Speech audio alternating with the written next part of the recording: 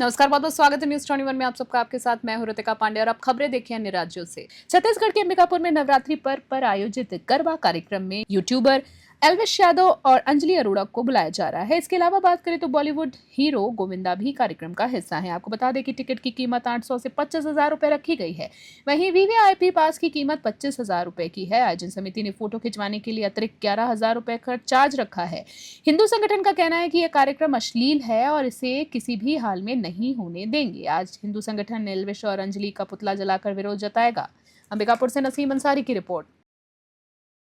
आज आप लोग विरोध किए, क्या कारण है और क्या मांग है आप लोग? देखिए, आज हमारा विरोध इसलिए है कि डांडिया जो उत्सव होता है नवरात्रि के समय पे भगवती की पूजा का जो वो है कार्यक्रम है, उसको पूजा के हिसाब से करना चाहिए। हमारा ये मांग है जिसमें डांडिया और गरबा के नाम पे जो जिनके ऊपर एनएसए की धारा लगी हुई है और आपराधिक प्रवृत्ति के लोग हैं, उनको बुलाकर यहाँ पर जो शहर की शांति को भंग करने का जो काम किया जा रहा है उसका हम विरोध कर रहे हैं। और हम चाहते हैं कि किसी भी कार्यक्रम का हम विरोध नहीं कर रहे हैं। कार्यक्रम हो लेकिन अच्छा, शुद्ध और बढ़िया कार्यक्रम होगा। किसी भी अभद्र कार्यक्रम को हम यहाँ पर सहयोग नहीं करेंगे और न होने देंगे।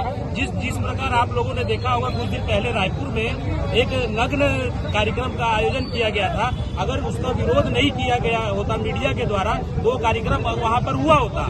इसलिए हम यहाँ पर कार्यक्रम का विरोध कर रहे हैं कि धीरे धीरे करके हमारे शहर का सौहार्द न बिगड़े और ऐसे आयोजन आगे करने से पहले आयोजन करता इस चीज का हमेशा ख्याल रखें कि अच्छा कार्यक्रम हो, इस तरीके का फुअड़ कार्यक्रम यहाँ पर न हो। कार्यक्रम होगा तो आगे क्या करेंगे? अगर कार्यक्रम होता है तो हम आयोजनकर्ताओं से निवेदन कर रहे हैं कि इस तरह के कार्यक्रम को स्थगित किया जाए। अगर वो नहीं करते हैं तो हम आगे बाध्य होंगे किसी भी कार्रवाई को करने के। करण घोष और रजत सोनी को रेंट पे दिया था और चूंकि उन्होंने बाद में उनको अपने एल्विश यादव को बुक किया और चूंकि 1 महीना से प्रचार प्रसार चल ही रहा है, कल हिंदू मंच वालों का और बजरंग दल वालों का कुछ विरोध आया कि ऐसा ऐसा भैया प्रोग्राम, मतलब उसमें दिक्कत है एल्विश यादव के साथ में।